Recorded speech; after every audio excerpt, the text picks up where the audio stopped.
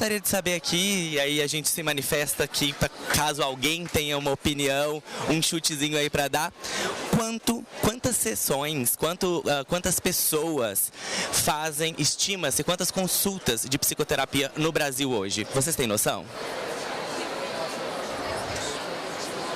Muitas. A gente está falando aí de cerca de 70 milhões, né? A gente está falando de uma quantidade muito grande e que cada vez mais vem crescendo. E quando a gente está falando também de custo, ou seja, existe um custo inerente a isso, a gente também está falando de um valor substancial. Algo na casa dos 6 bilhões. E esse custo, ele vem crescendo todo ano, né? Quando a gente para olhar os números, a gente entende que de acordo, né, com a percepção das pessoas, o problema de saúde mental ou a necessidade de saúde mental, ela vem piorando, tá? A qualidade da saúde mental vem piorando ao longo dos últimos 3 anos. E eu não preciso de várias pesquisas para trazer isso. A gente acabou de passar por uma pandemia e eu acho que todo mundo que está aqui tem um pouco dessa percepção. Como toda essa discussão sobre burnout, ansiedade, tudo isso vem se intensificando ao longo dos últimos anos. E é por isso que a gente está aqui hoje. A gente está aqui para bater papo com essas pessoas que são especialistas nesse tema e que lidam com isso em uma escala muito grande. E agora a gente vai introduzir aqui, primeiramente, do meu lado direito aqui, o Marcelo. Marcelo, conta um pouquinho da sua trajetória, quem é você, para que as pessoas conheçam aqui. Olá, bom dia. É um grande prazer estar com todo mundo aqui hoje, tá? Meu nome é Marcelo Simão, eu sou gestor de pessoas da CEMIG Saúde. A CEMIG Saúde, ela é de Minas. Nós somos uma operadora de saúde de autogestão da CEMIG, que é a operadora, que é a empresa de energia elétrica do estado de Minas, tá? É a maior empresa do estado, tá? Mineira, que cuida de toda a nossa energia. E a CEMIG Saúde é a operadora de autogestão. Também sou coordenador do Comitê de Recursos Humanos da Unidas, que é uma associação, né, de todas as autogestões do Brasil. Então, dentro desse ambiente, né, de saúde e tudo, a gente está convivendo aí com quando o Juan comentou, né, desse investimento aí de 6 bilhões, esse investimento de 6 bilhões é o custo que as operadoras no Brasil todo tiveram ano passado em tratamento de saúde mental. Então é muito importante a gente trabalhar isso para que a gente possa ter todo esse cuidado com a nossa saúde. E só um ponto muito importante, como liderança hoje, para mim existe uma coisa que é muito importante. Os números são importantes, os números são extremamente valiosos para a nossa tomada de decisão, mas nada melhor do que cuidar de pessoas. Então, assim, quando vai falar de saúde mental, a gente vai poder debater disso aqui de uma forma muito legal, trabalhar com o quê? Com a humanização da gestão. Isso que é o ponto principal. E aí, indicador, as outras coisas, a gente vai utilizando para tomada de decisão. Gente, um prazer estar aqui. Muitíssimo obrigado, Marcelo. Com certeza esse papo vai ser riquíssimo. E no meu lado esquerdo temos uma convidada também super especial. Daiana, conta pra gente um pouquinho de você e aí traz um pouquinho também aí sobre a sua visão sobre esses big numbers aqui que a gente trouxe. Olá a todos, meu nome é Daiana, eu sou coordenadora de Gente Gestão do Rinode Group. Eu sou bem nova de Zen Club, estou muito feliz com essa parceria. A gente está começando, na verdade nem foi divulgado para os colaboradores ainda, a gente está começando agora, no final do mês a gente já divulga a nossa parceria com a Zen Club. E eu estou nessa caminhada aí como RH já tem bastante tempo, tem uns 15 anos já. E assim, já passei por várias empresas, eu lembro que quando eu comecei a minha trajetória, a gente não falava muito disso, era bem pouco que a gente comentava. A gente sempre teve aquele foco e pensamento mais ali no benefício, o que eu posso trazer, um benefício legal e tal, né? O que a gente traz para encantar, mas a gente nunca parou para pensar o que é que realmente os colaboradores precisam, né? E um pouco antes da pandemia, a gente já estava começando a pensar em algo, em uma estrutura sobre a qualidade de vida, saúde e bem-estar do colaborador. Então, a pandemia, na verdade, ela veio só para poder corroborar com a gente com o que a gente estava planejando fazer, porque a gente ainda deu uma pausa e aí quando estava ali quase no finzinho a gente falou, putz, é agora. Aí foi aquela sacada, agora vai, tem que ser. Então assim, para a gente foi um momento de decisão muito importante. Hoje eu estou no Rinode Rinode Group há 4 anos, né? E eu consegui já ter um histórico para acompanhar como que vive, né, o colaborador e sua família, porque a gente não cuida só do colaborador, é a família dele também, isso é muito importante. E a gente conseguiu ter essa sensibilidade de enxergar até no próprio atestado que eles entregam no dia a dia, né? Situações que às vezes a gente acha que é um problema e na verdade não é. Então, é claro, a gente vai discorrer aqui no assunto, né? Mas estou aqui hoje muito feliz e grata, né, por vocês, por poder participar com vocês. Eu acho que é uma experiência, uma troca muito rica pra gente. Muitíssimo obrigado. E aí, pra gente começar aqui esse papo com a primeira pergunta, que é a pergunta que dá tema aqui pro nosso dia, só pra gente estar aqui na mesma página, né? Todo mundo aqui de RH já escutou, já viu ou já se arrepiou ali naquele momento que você vê aquele negocinho ali do plano de saúde, a sinistralidade, né? Aí daí não vai chegando a hora da renovação, e aí vai ficar um pouquinho mais caro, e a gente tá vivendo justamente esse momento aí dessa inflação, né? Nesses momentos de renovação. Acho que a galera aí que renovou o plano de saúde nos últimos 12 meses se assustou um pouquinho com quanto custou, né, gente? Ótimo, então estamos partindo do mesmo ponto. E aí, acho que esse começo ajuda a gente a entender a primeira pergunta: o porquê é importante a gente estruturar? Porque certamente o custo relacionado também à saúde mental, se as pessoas estão utilizando, né, ele aumentou e ele é parte desse valor, né? Isso também gera um impacto para todos nós dentro das nossas organizações, porque nós queremos cuidar das pessoas, nós queremos estar disponíveis para as pessoas, então, mas a gente precisa de conseguir equilibrar toda essa balança, né? Então, a partir disso, entendendo, já que estamos todos aqui nesse mesmo alinhamento, Marcelo, conta um pouquinho para a gente por que é importante estruturar um programa de saúde mental, e aí a gente pode explanar toda a questão aí de pessoas, de cuidado com o ser humano e também entendimento do impacto disso dentro da organização, tá bom? Gente, vamos lá.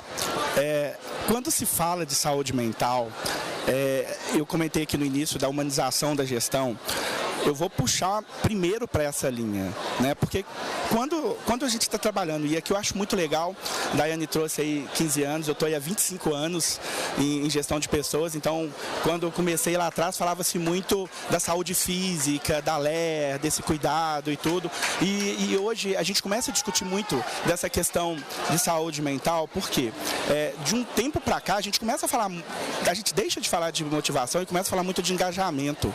Não tem como a gente engajar uma pessoa que esteja com todo incômodo de estresse, de ansiedade, dificuldade de alimentação, dificuldade física, dificuldade financeira.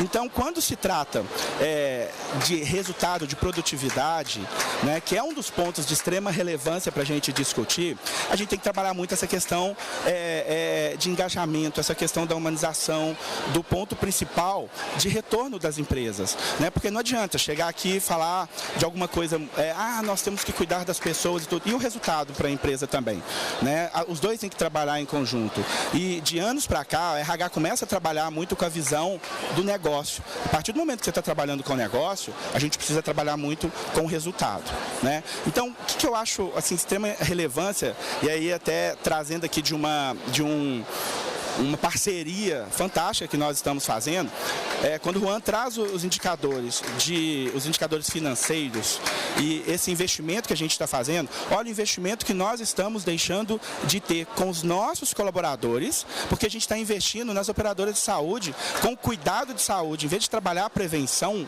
a gente está trabalhando as ações posteriores, de afastamento, de tudo.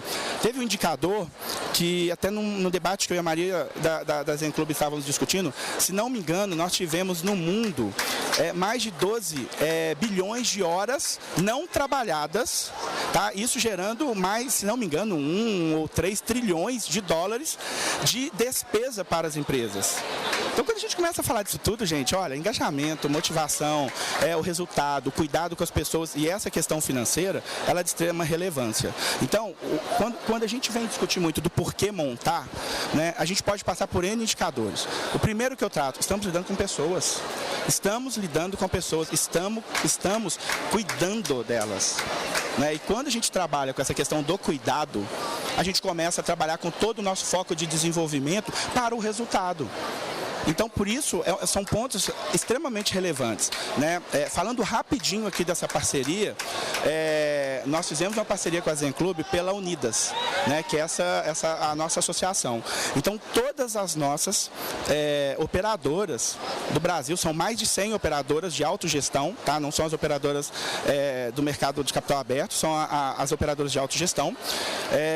Nós vamos avaliar o índice, né, que é o IBC, para a gente avaliar todos os times de todas as operadoras. Tá? Nós temos um congresso, né, da Unidas, que acontece em outubro, esse ano vai ser lá na Bahia, e nós vamos apresentar pela primeira vez, olha, isso é muito legal, porque eu falei quando a gente discutiu na Unidas e tudo, pela primeira vez, num congresso das autogestões, nós vamos ter um espaço para RH.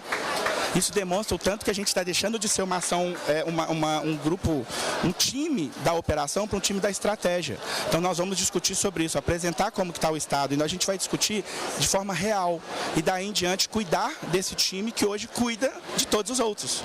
Né? Então nós preferimos trabalhar isso, vamos cuidar de quem cuida de todos. Então é uma parceria muito legal e só para fechar, né, essa primeira fala do porquê. Primeiro, cuidar das pessoas. Segundo, trabalhar o processo de engajamento, trabalhar o processo de humanização e trabalhar o processo realmente financeiro dentro das organizações. Eu vejo dessa linha. Né? A gente estava discutindo outro dia muito que um dos grandes desafios vem em cima do orçamento para isso. Né? Mas isso é custo. Isso não pode ser tratado de forma nenhuma como custo. É um investimento que a gente tem que ter para que aí a gente consiga realmente investir melhor ainda em remunerações variáveis, em desenvolvimento, em cuidado e outras ações para os nossos colaboradores. Tá? É isso. Muitíssimo obrigado. Acho que aqui temos muitos pontos, então antes de eu passar aqui só assim, para também ter um sensing aqui. Primeira coisa, todo mundo, alguém, não, e tá tudo bem que daí eu explico, mas alguém não está familiar com essa sigla IBC? Alguém não sabe o que é? IBC é o Índice de Bem-Estar Corporativo, tá? É uma ferramenta que a gente tem dentro do Zen Club, justamente para trazer essa mensuração em diversas dimensões, tá? Para o bem-estar da pessoa colaboradora. Então, isso é uma metodologia proprietária que foi feita aí em parceria com pesquisadores de universidades de referência, tá? Para justamente trazer aí esse raio-x da organização, de modo que a gente possa endereçar, tá? Todas as questões ali dentro da tua causa raiz, tá bom? Então só pra gente estar na mesma página, quando o Marcelo traz o IBC, que a gente vai fazer essa aplicação para essas empresas, a gente está falando desse índice de bem-estar corporativo, beleza? E uma outra coisa que você falou também, que a gente tem usado muito essa terminologia, eu gosto bastante de trazer, não é um custo, é um custo evitado, sabe? É um custo evitado quando a gente olha para essa interface. E excelente, riquíssimo quando você traz também, eu acho que é um desafio para o RH, o desenvolvimento e o acompanhamento junto da liderança e quanto a liderança precisa estar comprada. Porque quando a gente está falando sobre qualidade do trabalho, com quem você trabalha e como as pessoas compõem esse ambiente também estão, isso é genuinamente importante, né? E aqui então, agora eu quero entender um pouco com a Daiane, já que a gente já teve essa aula aqui. Conta pra gente como vocês começaram a olhar dentro para essa estratégia e olhar para parceiros, etc. Primeiro ponto, o que levou a vocês a pensar, não vamos fazer dentro de casa, vamos pra rua buscar uma parceria. E dois, por que o Zen Club veio de encontro com essa necessidade do momento para vocês? Bom, assim, hoje a gente tem a sorte de ter uma médica do trabalho muito próxima, né? Ela é uma pessoa assim que ela está muito presente, ela dá o WhatsApp dela para os colaboradores, eu achei incrível, né? Culminou, lógico, né, com a pandemia e tal, ela fazia um atendimento muito mais personalizado que qualquer médico do trabalho faria. Então ela tem essa proximidade com os colaboradores, mas ela é uma pessoa. E ela é uma médica do trabalho, ela não é especialista em conteúdo de saúde mental. Então a gente buscar isso fora, buscar um especialista isento principalmente com a questão de ética, né, de sigilo e tal, veio trazer muito mais profissionalismo pra gente. Então a gente optou por fazer de forma externa do que colocar isso dentro de casa e não funcionar. Porque às vezes a gente agrega tanto, né, o RH quer fazer tudo de bom e do melhor. Mas nem sempre a gente consegue. Então não adianta querer abraçar o mundo, né, e não entregar algo de qualidade que não vá para frente. Então a gente já teve algumas experiências de avançar com algum assunto, vai chegando no momento, não dá, não foi legal, ninguém aderiu, ninguém foi, entendeu? Então quando você traz algo que tem nome, que tem peso, as pessoas conhecem, tem indicação, tem uma força, um peso muito superior. Então, essa foi a ideia de buscar um fornecedor que tivesse, né, que fosse especialista no assunto. A gente não lançou ainda, como eu comentei, mas eu estou usando, né? Eu acho que como RH a gente tem que ser pioneiro no que a gente faz, a gente tem que ser a pessoa que vai levar, tem que ser o exemplo, né? Então eu comecei a usar o Zen Club, eu entro lá e coloco lá o meu, como que eu estou me sentindo todos os dias, eu vejo o meu relatório no final da semana e eu comecei a refletir, putz, cara, eu como RH às vezes não estou bem e é muito normal, gente, a gente absorve muito isso do time, absorve muito da empresa e é lógico, a gente vai ter o nosso momento de crise e o nosso momento que a gente não vai estar legal, muito bem, mas tudo que a gente traz, também é pensando, putz, não é só para mim, não é só para o meu colega, para a empresa inteira, isso vai me ajudar também. Então a gente se sente bem em conjunto, né? Então, eu acho que, respondendo, né, resumindo, trazer de fora é trazer alguém profissional, é trazer alguém que entende do assunto e para fazer funcionar. E fazer com que todos tenham adesão, o importante é isso. Eu entendo que assim, o nosso índice de absenteísmo ele é muito alto, a gente começou a analisar, então a gente tem muitas pessoas que tem problema burnout, né, começa a aumentar aí outros problemas psicossomáticos, na verdade começa a aparecer problema que não é o problema real. Eu tive um problema de alergia na pandemia, gente, comecei a tomar remédio, medicação, falei não, pelo amor de Deus, eu não tenho, eu nunca tive, é agora, é o momento. E aí eu falei, eu vou parar, vou cuidar da minha cabeça. Quando eu comecei a cuidar da mente, acabou, não tinha mais alergia. Então, gente, é tudo psicossomático. Então, a gente tem um problema que vai levando outro, e a gente não entende o porquê, né? Então, junto com o Zen Club, a gente também tem outros programas de saúde e bem-estar que favorece esse cuidado, né? Então, vou me conter aqui um pouquinho. É muita coisa para falar, né? Muitíssimo obrigado, com certeza. Temos alguns pontos ainda para explanar e é super compreensível, né? O porquê demoramos um pouco para holofotar aí todas as questões de saúde mental, né, gente? Acho que todo mundo aqui vivenciou um grande estigma disso ao longo dos anos, né? Então, poxa, sei lá, 10, 15 anos atrás, você tinha as pessoas que tinham depressão eram julgadas, nossa, fulano de tal ali, preguiçoso, coisas desse processo e que hoje a gente traz mais à luz e tem a possibilidade de conversar sobre, né, e dar a tratativa. Por quê? Não, quando a gente está falando de tratamento mental, de doenças mentais, porque ela não sangra, não quer dizer que ela não exista, né? E não quer dizer também que ela não afete a gente nesse cotidiano. Eu tenho certeza que nós, que cuidamos de pessoas, temos muita consciência disso, né? E eu não duvido que todo mundo aqui tem muita intenção de trazer esses programas para dentro das organizações. Perguntinha sincera. Quem tem essa consciência, etc., mas e que tem um pouco de dificuldade de trazer essa conversa dentro da sua empresa ou de aprovar um recurso, um budget para isso normalmente? Ou não, ou vai no fluxo fácil. Alguém simpatiza comigo que às vezes tem um pouquinho de dificuldade? Sim? Sim?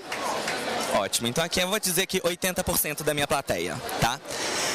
Diante disso, então, temos uma pessoa super experiente aqui que vai nos ajudar justamente também com esse entendimento a trabalhar a nossa argumentação.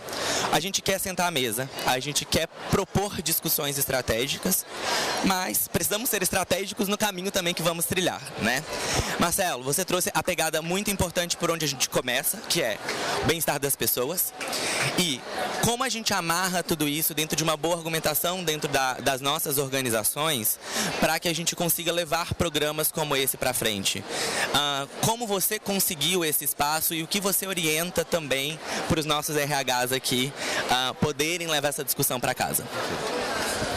Vamos lá, pessoal. Não é fácil. Primeira coisa, falando nada novo aqui. RH nunca é. Nada em RH é fácil, né? Mas assim, acho que a primeira coisa que a gente tem que fazer é começar a conversar sobre. A gente tem que falar, a gente tem que conscientizar as pessoas do que é que está acontecendo. Porque se a gente não conversar, se a gente não explicar, se a gente não tratar e não trabalhar isso de forma estratégica, relevante e com foco muito grande no resultado que isso vai proporcionar, não anda. A liderança, executivos, CEOs, diretores, eles querem trabalhar tudo em cima de quê? Números, indicadores, tá? Números. Então, para a gente ser estratégico, a gente tem que trabalhar em cima disso, de número. Quando a gente começa a trabalhar e discutir muito sobre o assunto de saúde mental na empresa, a gente começa a trabalhar um pouco o quê? A maturidade da nossa liderança.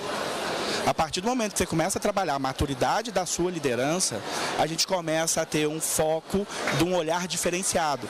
Na hora que o Juan falou assim, a pessoa entrega o atestado e já vem pensando que ele é preguiçoso e tudo. Sim, tem um monte de empresa, um monte de atividade que ainda pensa assim. Mas isso é o quê? A maturidade da liderança.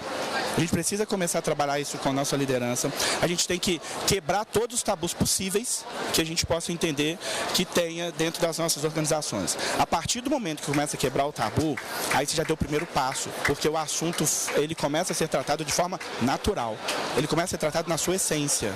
Para que a gente comece a trabalhar o quê? O cuidado na sua realidade, o cuidado verdadeiro com o nosso time. Aí você já tem o primeiro passo, já tem a porta aberta. Aí você vai começar a convencer como? Indicadores, gente. Nós temos que ser estratégicos. Número. O que esse cuidado vai gerar valor para a nossa organização? Nenhum CEO, nenhum diretor, nenhum líder de RH vai trabalhar alguma ação que tenha investimento, né? Porque hoje, lembrando, nós estamos trabalhando focado em custo. E nada vai ser trabalhado para a gente transformar custo em investimento se não for com valor agregado. Qual é o valor agregado que esse cuidado, que esse investimento, né? O que a Daiane trouxe aqui, um monte de ações que ela consegue fazer. Lá a gente está trabalhando também um monte de ações, mas como que eu vou transformar a visão de custo em investimento? Criando valor agregado. Eu só vou criar valor agregado com indicadores. Eu só vou ter a oportunidade de colocar o assunto de indicadores, o assunto estratégico com os meus CEOs, quando eu começar a trabalhar a maturidade deles. Então, esses para mim são os pontos principais e foram os pontos que nós conseguimos criar a abertura. E só um último ponto, quando nós começamos a discutir, né, nós fomos lá na comissão de RH, nós temos aqui alguns membros lá da comissão de RH da Unidas, a comissão de RH em si foi super interessada em ter esse evento. E aí uma pessoa chegou no dia da reunião, quando a gente foi apresentar, falou assim, Marcelo, quais as ações nós vamos ter e o que a Unidas vai nos auxiliar para que a gente possa convencer os nossos líderes a participar? E aí só um ponto extremamente importante, por ser uma parceria que a gente está fazendo, a aplicação do IBC lá vai ser gratuito. Nenhuma das operadoras vão pagar nada para poder fazer isso. E as pessoas estavam preocupadas exatamente com isso. Como é que eu vou convencer minha liderança a fazer? Eu falei assim, não, vamos lá, nós vamos ter um trabalho de conscientização, nós estamos fazendo um trabalho individualizado com cada operadora que necessita disso, mas porque é a maturidade da liderança. Então precisamos sim trabalhar muito a maturidade da liderança e o tempo todo, gente, dos melhores canais de comunicação que vocês tiverem nas organizações, tratar desse assunto. Esse assunto não pode ser deixado de lado, ele tem que ser tratado como realidade do dia a dia, tá? Então são pontos que eu entendo hoje de extrema relevância para a gente conseguir a implantação dentro das organizações. Excelente, muito obrigado, pessoal, estamos indo bem. Show, incrível. Bom, super de acordo aqui, eu não podia concordar mais, porque eu vejo representado, a gente não começou esse papo trazendo dados à toa, né? Acho que a partir daqui a gente já vai trazendo um pouquinho desses insumos que a gente vai costurando e a gente faz a referência com o nosso dia a dia e a gente traz esses indicadores para abrir a discussão. E a discussão, ela é profunda, porque no fim das contas a gente está falando sobre cultura, a gente está falando sobre a cultura da organização. E nós, como RH, a gente sabe que cultura, se a gente não tiver a nossa liderança comprada, ela não vai cascatear para a organização. é um movimento impossível e que a gente não consegue carregar sozinho, né, gente? A gente já tem uma agenda bem lotada. A gente precisa de aliados dentro desse processo, né? Então acho que essa mensagem, ela vai fechando muito nesse processo, como a gente constrói essas alianças dentro das nossas organizações para fazer com que esse movimento de fato aconteça. Então agora, para o meu lado esquerdo, me conta um pouquinho, Dayana, o que dentro dessa realidade hoje, e vocês agora vão começar a trabalhar mais próximos com o Zen e tudo mais, como tem sido no amplo o trabalho com a liderança? Existe um foco especial para trazer toda a questão do acolhimento? Como que foi essa visão? E como, até porque você comentou também, tipo, temos toda a questão ali do absenteísmo e tudo mais. Então, as lideranças precisam estar prontas para lidar com isso no cotidiano, né? Você pode contar um pouquinho quais as principais estratégias ou que foram os principais pontos que vocês têm trabalhado com o time de liderança de vocês? Como RH, a gente sempre encontra esse empecilho, né? A liderança às vezes é resistente, sim. No dia a dia a gente tem a dificuldade, tem a questão do líder achar que é um preguiçoso. A gente ouve muito isso, acho que vocês também devem ouvir bastante isso. A gente sabe que tem colaborador que está desmotivado, ele vai acabar desistindo no meio do caminho, então ele vai regredindo ali na caminhada dele. Mas a gente sabe que no fundo todo mundo tem os seus problemas, assim como a gente tem o problema nosso, cada um tem o seu e a gente tem que apoiar, né? Eu acredito que assim, a conversa, né, como o Fábio mesmo, né, mencionou, no dia a dia, conversar com o líder, chamar, a gente tem um grupo de BPs que tem essa proximidade com o líder, explicar que nem sempre o colaborador está só cansado, às vezes ele tem um problema realmente que precisa ser tratado, a gente levar essa consciência para eles, eu acho que é o mais importante. Nem sempre o absenteísmo ele vai estar lá nas alturas porque o colaborador só faltou, só não quer ir trabalhar, tem um porquê, né? A gente ir mais a fundo, investigar, estudar, procurar conversar com o colaborador e entender dele também. Eu acho que abrir isso, né, ser transparente, ter essa abertura para que ele chegue até nós e converse, explique, e a gente dá orientação. O RH também não pode ser psicólogo, né? E às vezes a gente acaba sendo até um serviço social, muitas vezes. Mas quando você tem a quem recorrer para poder direcionar, tem programas específicos para isso, a gente consegue muito mais dar o apoio que eles merecem e eles precisam. E a gente consegue resgatar muita gente assim. Nem sempre a gente consegue resgatar todos, né? E acaba caindo na questão do turnover. Mas quem a gente consegue, cara, é gratificante. A gente sabe que é muito bom. A gente vê alguém que mudou da água para o vinho e a carreira voou, né? Então a gente tem que fazer esse trabalho que é o trabalho prático, é o trabalho do dia a dia, é o trabalho de se colocar no lugar do outro, de entender. E não deixar o processo do dia a dia atrapalhar, né? Nem sempre a gente vai ter um programa estruturado, entendeu? Nem sempre. A gente sabe, RH é muita coisa para fazer. Tem o programa para isso? Não tenho, gente. É a prática, é ali na salinha. O RH é isso. A gente tem a porta aberta, vem cá, vamos conversar. Quer ir lá tomar um café? Vamos tomar um café? Vamos entender, né? A gente tem o BP que faz esse papel. Nem sempre o time de administração de pessoal, por exemplo, vai conseguir fazer esse papel, mas a gente está ali para isso também. Não deixa de ser RH, não deixa de ser gente, né? Então, o nosso RH, por exemplo, hoje a gente está trabalhando exatamente para que todos tenham essa mentalidade de cuidar de gente, de gostar de gente, de ajudar a gente, né? Então, eu entendo que programa específico, falando assim, a gente não temos o programa. O programa é esse, gente. A gente tá ali no dia a dia, agir conforme a necessidade, ser ágil mesmo, né? A trabalhar conforme ali, dançar conforme a música, mas fazer algo, não deixar, tipo, eu ouvi, deixa pra lá. Não, é fazer algo, levar. E assim, trazer o Zen Club é um programa que a gente estruturou. A gente tem outros programas? Tem outros programas, mas o que conta mesmo é o dia a dia. É o resolver o problema no dia a dia. excelente. A gente já vai começar a se encaminhar aqui para as considerações finais, mas eu gosto de ver também as diferentes perspectivas. E assim como cada pessoa aqui, eu tenho certeza que tem uma realidade dentro da sua organização, tem um tamanho diferente, mas uma coisa em comum, né? É o que a gente acaba de ouvir aqui da Daiane, que é a preocupação genuína do RH de estar com a porta aberta para as pessoas, né? Se você estiver trabalhando remotamente, com o seu Meetings aberto, o seu Zoom aberto para conversar com essas pessoas. E dentro dessa visão, uma percepção também e que a gente vê recorrentemente como eu faço para estar disponível. E, poxa, ter uma ferramenta também como o Zen de entendimento, eu acho que é extremamente importante. Eu tô dentro do Zen Club, né? E eu trabalho dentro do Zen Club há 1 ano e 6 meses. Eu lidero o time de pessoas. E uma coisa que eu aprendi ao longo desse processo, estando numa casa que tem recurso, que tem consciência, naturalmente as lideranças que já vêm trabalhar no Zen Club, eu já digo que elas vêm com onboarding já pronto dessa parte, sabe? Mas eu sempre falo isso pro meu CEO, eu jamais vou ter a pretensão de falar, mandamos muito bem, somos o melhor RH do Brasil nessa tratativa, porque eu também acho que a gente está navegando por um processo muito grande de aprendizado nesse momento, sabe? Eu acho que é muito incerto dizer, manjo muito dessa estratégia, tenho o melhor programa, mas algumas dicas a gente vai percebendo. A gente vai começando a ter um pouco do senso crítico se o que a gente está fazendo está funcionando ou não. E aí, você trouxe o absenteísmo, a gente vai olhando também para o turnover, a gente tem várias métricas e vários indicadores que vêm trazendo isso. A título de curiosidade também, para a gente saber, 56% foi o turnover no nosso geral no Brasil hoje, no ano passado. Se a gente olhar especificamente para voluntário, ele cresceu de 33% para 48%.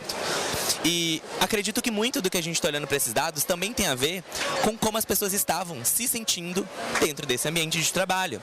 Esse esgotamento, ou o processo mesmo de não sentir esse pertencimento. Então, meu ponto para cada um de nós as métricas, os indicadores, às vezes, não são os totalmente óbvios, sabe? Você vai percebendo isso em diversas fontes no que tange a experiência da pessoa colaboradora. Então, isso é extremamente importante que a gente esteja apto a coletar esses dados e dialogar por meio desses dados, para que a gente consiga, de fato, então, implementar essas estratégias. Vou passar aqui para a direita para o Marcelo trazer essas considerações finais, a mensagem final dele para vocês aí, com alguma dica. E, por favor, também deixe seus contatos para que as pessoas possam aí te encontrar nas redes sociais. Gente, vamos lá. Pensando aqui, eu acho que a gente tem que trabalhar muito na nossa essência, né? A essência do RH, que é acolher as pessoas, de estar próximo, só que agora uma essência diferente, né? Uma essência agora com estratégia, uma essência com negócio, né? Deixamos de ser operação, deixamos de ser lá atrás, quando outro dia eu estava brincando aqui com algumas pessoas do meu time que está aqui, comecei lá fazendo folha em DOS e tudo, em 96, mexendo com isso, então tem gente aqui que nem lembra, nem sabe o que era a folha em DOS.